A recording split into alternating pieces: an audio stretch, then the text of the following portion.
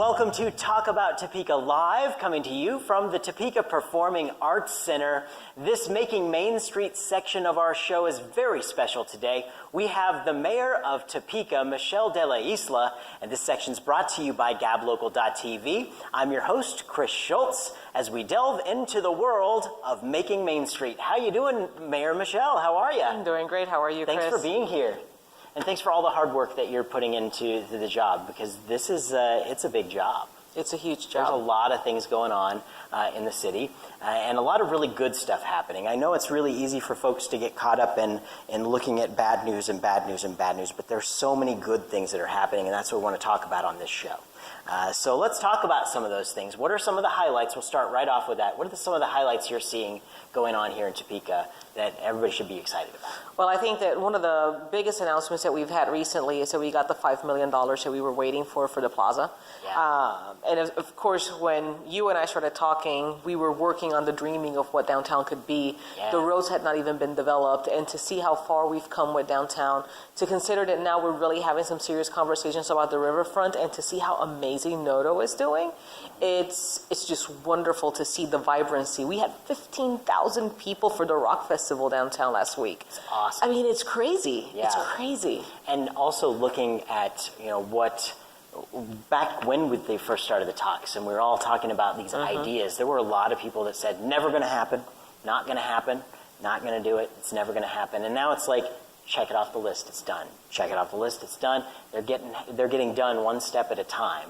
And that's, something that as a naysayer, it gets a little more difficult to become a naysayer when people get to say, look, it's done though, so we did it. Yeah, but it's kind of like one of the things that I always have been very cautious of is you always do listen to the naysayers. Oh, absolutely. Because when somebody has something negative to say, you lean in to try to figure out where it's coming from. And a lot of times, and what I learned through the experience of working with the redevelopment of downtown, was that people were negative because they had no hope. And people were scared of dreaming and of having the desire of having, again, the chance of being vulnerable and saying, oh my gosh, I'm going to believe that this time it's going to be different. Because there have been so many tries, and there have been so many people that have really tried to just move the community forward. But it was the leaders trying to move the community forward. There wasn't that much inclusion of the community. And the magic sauce here is that we had young individuals like you, like Zach Sneeden, like Jensen, I don't consider myself young, so thank you. But we had all these people coming in and saying, yeah, me, yes, me. And we all started working together. And we put aside the differences. And all of a sudden, we just got this momentum going on in the community. Right yeah, now, I know, momentum. Yeah. I had to throw it out there. And it just has not stopped. It's fabulous. Absolutely. And I know that when we look at all that momentum that's happening, and there is a plan that's in place, that we did the Heartland Visioning thing, and we've came up with these great ideas for downtown, which moved forward. Momentum 2022 is a big plan. Let's go over some of those highlights that you're excited about in that. Well, one of the things that I love is when I started working in the community in 2005, I started really early on volunteering with the Chamber of Commerce and Go Topeka. And I started working on helping women with their small businesses, and started working with bringing to Topeka the first at Fast Track class in Spanish, which is about helping people to become entrepreneurs. And after working for a while, I started noticing, okay, so something's not clicking. We have to talk about more than just bringing big businesses to the community. We need to talk about the health of the community. We need to talk about the families that are not making enough money. So the word holistic didn't come into my mouth, but I was saying, how could we thrive if the neighborhoods around us are not, okay? How can we thrive if we can't get people into jobs? How can we do these things?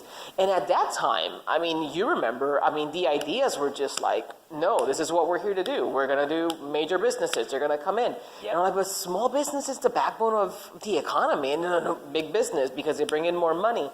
And then all of a sudden, here comes Matt Pavarnik, and he's like, let's talk about diversity and inclusion. Let's talk about a holistic strategy. And it's like, oh, yes. So Momentum 2022 excites me because it finally talks about how do we all grow together. And we have areas that talk about cradle to career education. So how do we ensure that our kids are ready for kindergarten? Because that is going to be a marker of their success in the future. And that's our workforce. How are we going to talk about equality with regards to income? You know, how much are people making and how are we going to make everybody successful so when the boat goes up, everybody's boat goes up? We're talking about quality of life. Look at the downtown and what's happening. It's almost like that word used to be a bad word or something. You know, and it's something that if we really want to move our community forward and we make sure that, you know, those who grow up here, right, that we give them the tools necessary for them as they were raised here to call this place home. Yes. They might go out and go to college somewhere else. We want them to always know in the back of their mind that Topeka's home. Absolutely. That's where they're going to end up, right? It's interesting. Like my girls and I like to travel, and you know, they'll go to Vegas or we'll go to New York, and it's like, let's go home.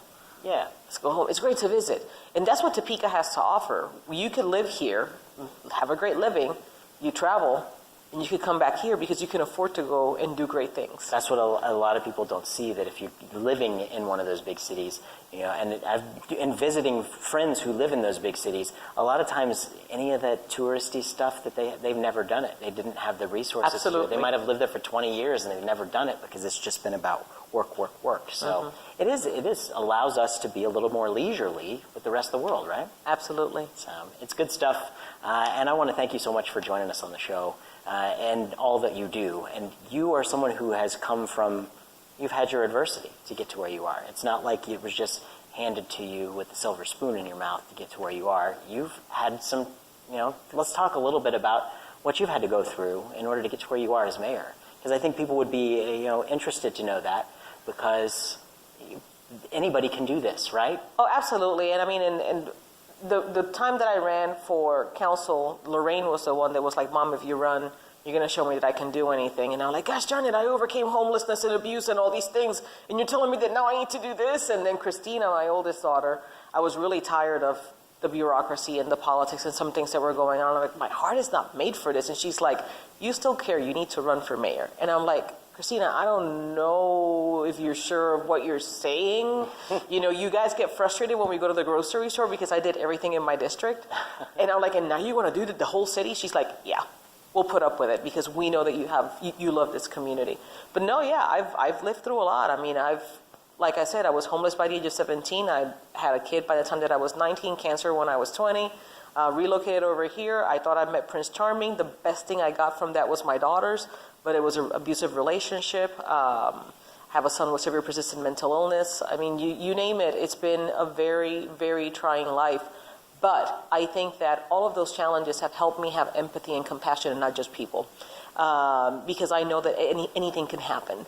And I know that it's really hard to get out of that. And it had not been for people that surrounded me and loved me, and in the moments that I didn't even believe in myself or that I had a future, I wouldn't be here. So that's where my impetus comes from, you know, wanting to pay back all the kindness that I've received throughout my whole life. Absolutely. Thank you for overcoming our Wonder Woman here in Topeka. Mayor Michelle de la Isla, thank you so much for joining us. Thank you for having me. And keep up the great work. And of course, let me know what I can do to help anytime. I'm happy to do that. And you can find out more information about the City of Topeka at cityoftopeka.org is the website there. And of course, this segment was brought to you by gablocal.tv, celebrating the people, places, events, and ideas that make our communities great places to call home. That's gablocal.tv. This was Mayor Michelle de la Isla. Very excited to have you here. Thank you so much, and best of luck on the future. Thank you. And folks, we'll see you back here at the Topeka Performing Arts Center for Talk About Topeka Live next time.